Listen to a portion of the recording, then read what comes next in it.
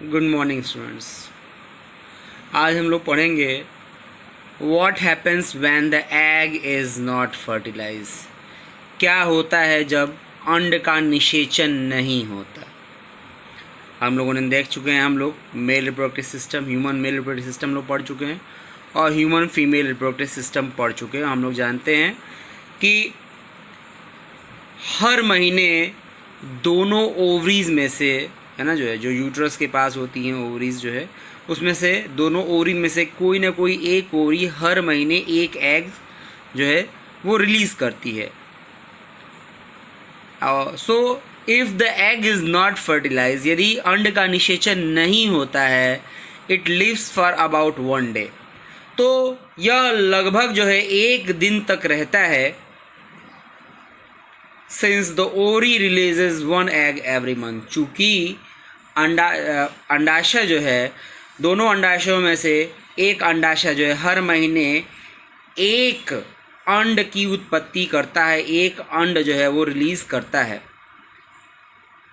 The uterus also prepares itself every month to receive a fertilised egg, और यही कारण है कि जो मादा का गर्भाशय है वह जो है निषेचन की प्रक्रिया हेतु हर माह अपनी तैयारी करता है, जिससे कि वह जो है निषेचित अंड को प्राप्त कर सके, निषेचित अंड को पोषण प्रदान कर सके।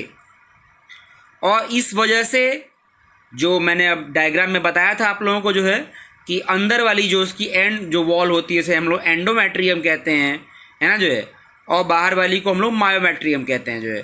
तो जो इसकी लाइनिंग होती है, जो एंडोमेट्रियम होती है, वो that becomes thick and spongy.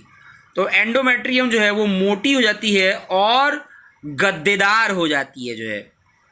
And this would be required for nourishing the embryo, है ना, जो है। और इस चीज़ की ऐसा क्यों ज़रूरी है? क्योंकि जिससे कि भ्रूण को जो है वो पोषण प्राप्त हो सके। If fertilisation has taken place, यदि निषेचन होता है तो उससे जो भ्रूण है जो है उससे उसको पोषण प्राप्त हो सके।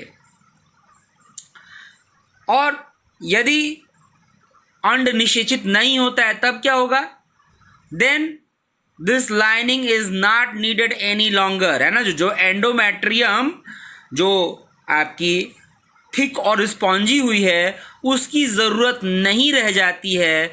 सो द लाइनिंग स्लोली ब्रेक्स, तो ये जो भित्ति है जो है एंडोमेट्रियम की जो भित्ति है जो है वो धीरे धीरे जो है वो फट जाती है and comes out through the vagina, और वह योनि मार्ग के द्वारा बाहर निकल आती है एज ब्लड एंड म्यूकस, अर्थात श्लेष्मा और रक्त के साथ वो बाहर निकल आती है। याद रखिएगा, जब अंड का निषेचन नहीं होगा तो एंडोमेट्रियम फट जाएगी और वह जो है रक्त और श्लेष्मा के साथ बाहर निकल आएगी।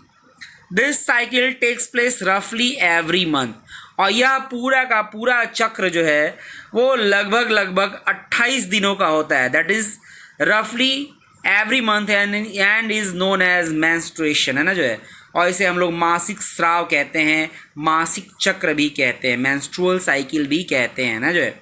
सो ये ±28 डेज का होता है ना, जो है। रफली इट इज़ अबाउट ±28 डेज, है ना, जो है। And it usually last for about 2 to 8 days. और ये जो आपकी जो एंडोमेट्रियम की जो लाइनिंग है वो यदि अंड निषेचित नहीं होता है तो 2 से लेकर 8 दिनों के बीच में जो है वो रक्तस्राव होकर के वो लाइनिंग निकल जाएगी और फिर से यूट्रस अपनी प्रिपरेशन शुरू कर देगा। क्योंकि हर महीने जो है दोनों ओवरी में से कोई ना कोई एक ओवरी जो है एक एग का एक एग को रिलीज कर देती है, और इसकी वजह से हर माह जो मादा का जो है जो गर्भाशय है वो अपनी प्रिपरेशन करता है ना, जो है।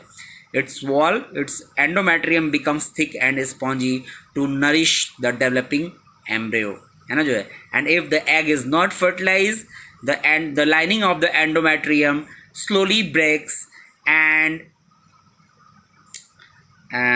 it comes out through the vagina as blood and mucus, and this cycle takes place roughly plus minus 28 days, so called a month, है ना जो है, एवरी मंथ, है ना जो है, लगभग इसको हम लोग एक महीने मान सकते हैं जो है. So that is all about what happens when the egg is not fertilised.